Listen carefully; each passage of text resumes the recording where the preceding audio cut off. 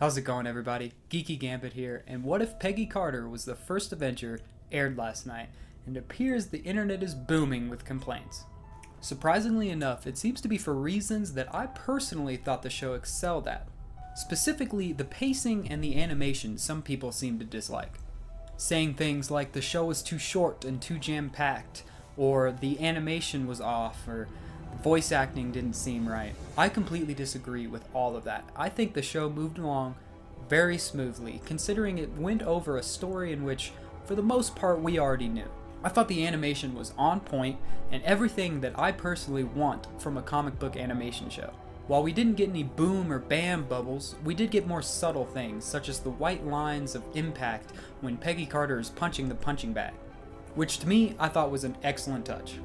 And in terms of voice acting, there was really only one line in the entire episode that stood out to me that I think some people could easily find to be a little bit off. And actually, Kendall from Normies to Nerds actually pointed this out a couple days ago, and it was the line in which Peggy said this. What in heavens? But with all of that aside, I personally really liked the episode. But hey, if you didn't, that's okay too, and feel free to voice your opinion about it down in the comments below. Now, in terms of Easter eggs, I for one didn't find all that many. Granted, I only did watch it the one time. The main things that I caught were direct references from the first Avenger movie, such as the shot-for-shot reimagining of Peggy entering the Hydra base as opposed to Steve, and then also the reference of Bucky saying, "Hey, you almost ripped my arm off," but hey, at least he didn't get sent to Hydra and he didn't turn into the Winter Soldier, right? There is one thing in particular that stood out to me during this episode, and it actually happened in the opening sequence with Uatu. In this, he specifically stated that we'll be diving into new realities, and this stands out because on a surface level you could take this as, sure, they are new realities in the sense that we have never seen them before, so to us they are new. However, since this is coming right off the heels of the Loki TV show, spoiler for that by the way, but if you haven't seen it by now, really what are you doing with your life?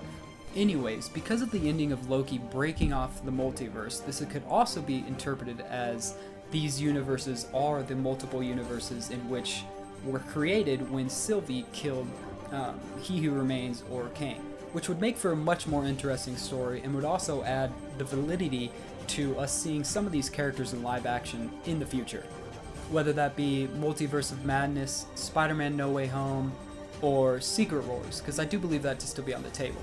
Now, as for theories for the show moving forward, I still am on my "it's all about Doctor Strange" kick, and I do have a little bit more evidence to provide for that, and it also came from the beginning sequence of Uatu.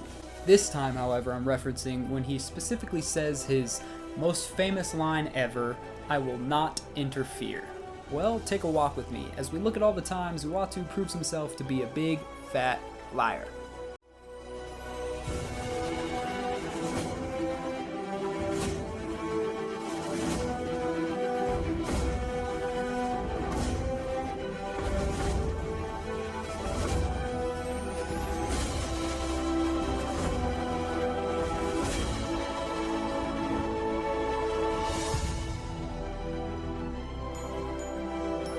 So we also got a snippet in one of the previous trailers in which it looks like Uatu is meeting Doctor Strange. And this once again leads me to believe that Doctor Strange, aka the multiversal janitor, will have to come along and clean up all this what-if mess.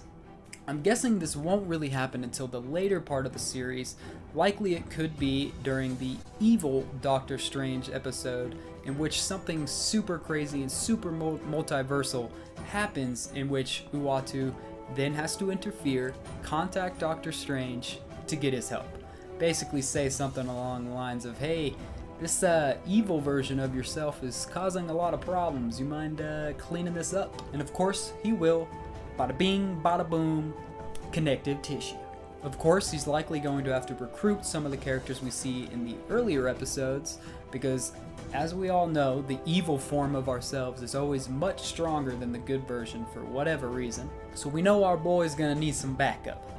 Thus, he sets out, meets these other characters, works with them to beat his big bad self, and then they go on their merry way, setting up a connection for them to meet later on in live action down the road.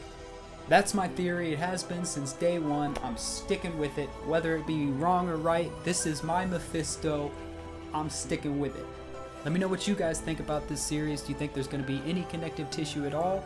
Is it just going to be one-off episodes every time? As usual, thank you guys so much for watching this video. If you enjoyed any part of it, be sure to like and subscribe. I'll see you guys tomorrow for the season premiere of Titans. And it does happen to be Wednesday, so there will be a Who's Who Wednesday coming out later, so be sure to check that out as well.